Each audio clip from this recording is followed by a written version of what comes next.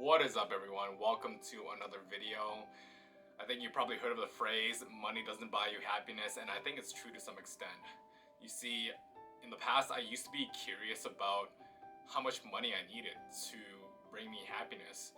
And I think most studies have stated that you need to make at least $75,000, and after that, everything is kind of like diminishing returns. But have you actually compared the two? Because I've been reading the 80-20 principle recently, and it brought up something that was really interesting. And that is money and happiness aren't even closely aligned or alike. Like if you put money in today, next month you'll have a little bit more of it simply by leaving it in a savings account. But if you aren't happy today, there is no guarantee that you're going to be happy tomorrow.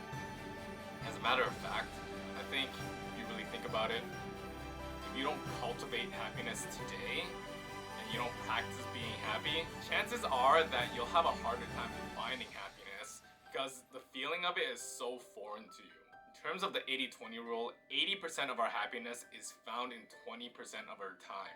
At least for most people. For me, the thing that would make me happy is if you subscribe to this channel. So how do you live a happier life? Well, this book tells you that there's two ways. First, identify the things that do make you happy and try to expand that.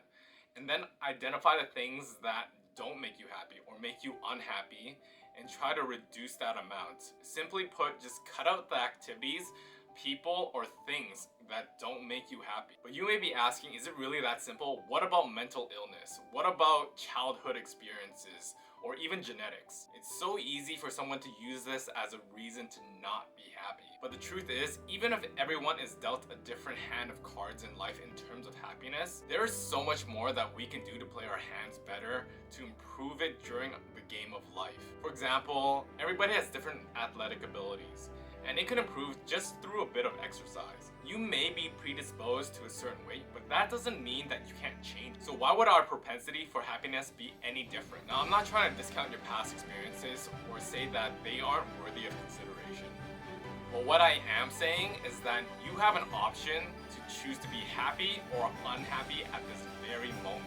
Because we are free to choose how we think, feel, and act. You can change the way you think about an external event even if you see that the event is not within your control. Not only that, but you can choose whether or not you want to continually expose yourself to a positive or negative event. I think in my past, I would continually put myself in these negative events thinking that it's going to help me develop mental fortitude and strength. But what ends up happening is that you get so used to these high stress events that you end up seeking them in the future. And sometimes you even create them yourself. I think you may have experienced periods in your life where there is self-imposed depression, anger, and or other negative emotions. It is as if you get to a point where you end up wanting that emotion or even making it worse for yourself. When you finally get out of that mental state, you realize that you could have chosen not to be that way. You can also make yourself happier by choosing how you want to see yourself. For example, you may think of yourself as successful or unsuccessful. If you see yourself in the latter category, it's going to limit your success and your happiness. This is because you identify happiness partly in terms of self-worth, which means a positive self-image is important for happiness. And I am almost certain that you are able to generate this positive self-image because there are so many people that are not as successful as you are based on your experiences. So you may as well view yourself in a positive light because the truth is subjective to you. Also, while we talked about things that you can't change, there are so many situations in which you can change. Who you surround yourself with, the things that don't make you happy, and the things that do make you happy. Minimize the things that don't make you happy and maximize the things that do make you happy. And once you go through all these steps of eliminating things that don't matter to you anymore, you can simply incorporate 7 daily habits that are going to make your life better. I've personally incorporated most of these into my life already for the past several years, and it has made all the difference. The first thing on this list that is mentioned and is the most important to me as well is exercise. You only need to do a little bit of exercise and it releases endorphins in your brain to make you feel good. Also, it's a natural antidepressant, and all I do is go for a quick 15-minute jog in the morning. Number 2 on this list is mental stimulation. Either through conversation with an intelligent friend, some writing, some reading, or anything that requires a little bit of mental exertion. This is gonna help you organize your thoughts better amidst all the chaos. Number 3 is incorporating an artistic and spiritual practice.